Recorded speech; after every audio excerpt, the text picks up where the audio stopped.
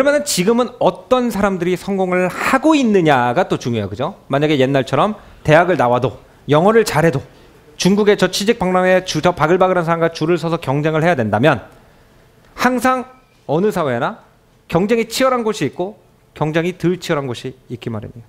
필요한 사람이 있고 그때 사회가 필요로 하는 사람이 있고 그렇지 않은 사람이 있기 마련이에요. 지금은 우리나라 같은 경우에는 특히 사회에서 필요한 숫자보다 의사, 변호사, 회계사의 숫자가 굉장히 많아요. 병원을 차려서 옛날에는 상상도 할 수 없는 일이죠.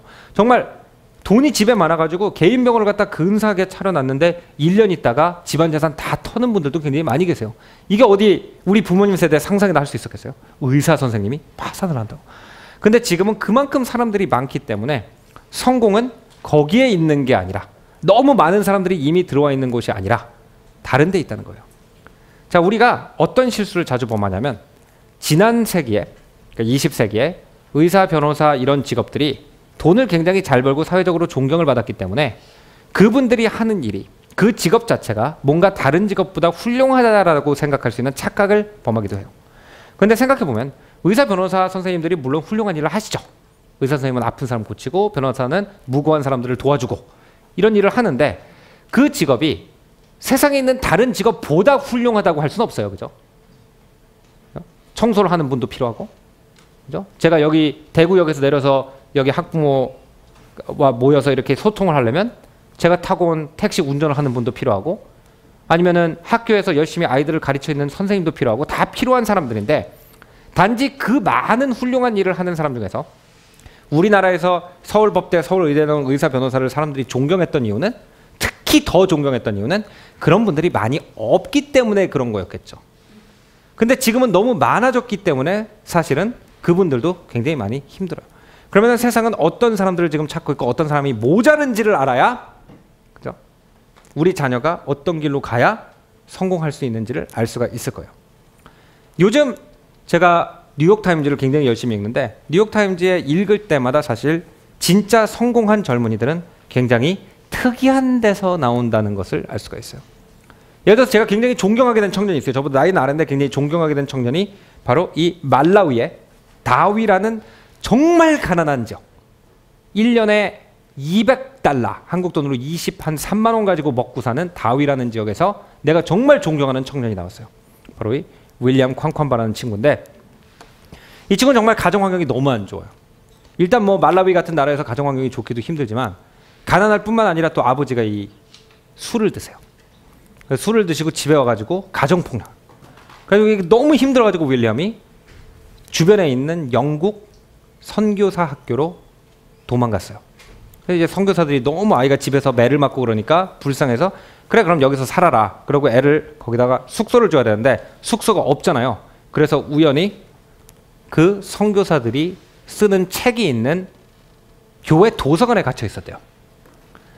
너무 할 게 없다 보니까 아이가 우연히 책을 빼서 책을 읽게 됐는데 그 책이 뭐였냐면은 에디슨의 전기였대요. 근데 윌리엄 쾅쾅바는 굉장히 달랐던 거예요.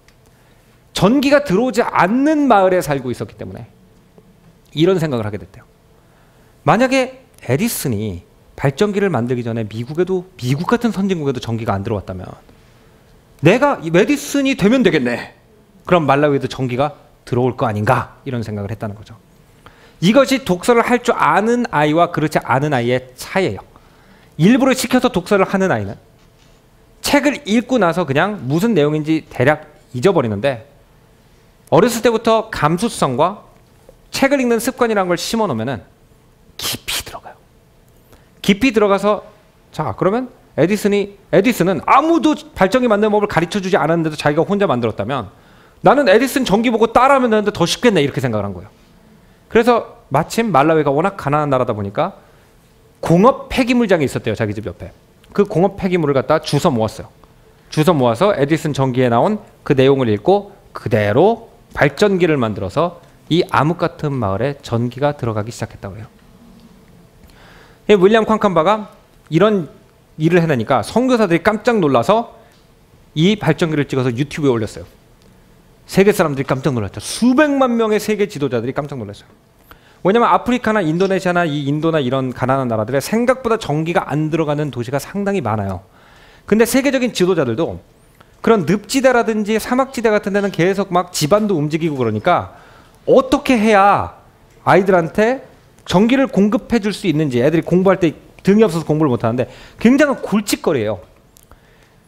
그런데 이런 방법을 이용하면은 굳이 대도시에 있는 발전소에서 전기를 끌어오지 않아도 이렇게 발전기를 만드는 법을 가르쳐 주기만 해도 그 동네 사람들이 스스로 전기를 만들어서 쓸 수 있다는 생각이 굉장히 획기적인 생각이었던 거예요, 당시 사람들한테.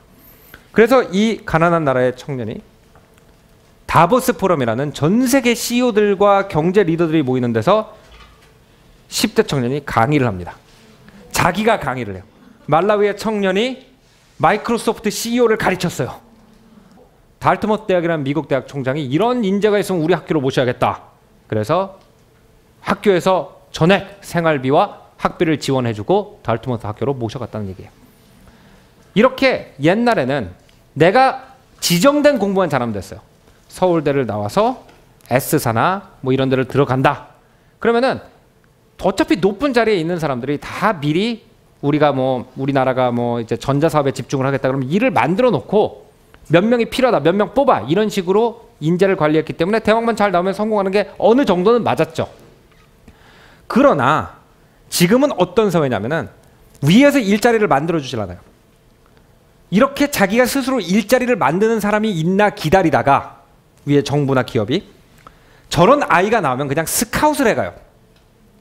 그렇기 때문에 옛날처럼 일자리를 주는 거를 기다리고 있는 사람들은 어떻게 돼요? 관문이 점점점 좁아지고 있어요. 그래서 우리가 취업지옥이다 이런 얘기를 말하는데 이것이 지금 우리가 말하는 취업지옥은 제가 장담컨대 여기 계신 부모님의 아이가 자라도 안 풀려요. 추세의 문제예요. 더 이상 공채를 통해서 일정 대학을 나온 사람을 뽑아봤자 걔네들이 공부만 잘했지 막상 회사에 들어오면은 사교성도 없고 감수성도 없고 일을 못한다는 걸 기업들이 경험한 다음에 이런 애들을 뽑느니 차라리 저런 애들을 뽑자 하는 쪽으로 방향이 바뀌고 있어서 공채생들이 점점 줄어들기 때문에 정말 그렇게 몇 년 동안 재수를 하고도 일자리를 못 찾는 현상이 일어나는 거죠. 그러면 아이들이 이런 능력을 가지게 되려면 자기가 스스로 아이디어를 내서 프로젝트를 추진할 수 있는 용기와 능력을 가지게 되려면 사실은 지금처럼 학원에서 하루 종일 있어서는 안 되겠죠.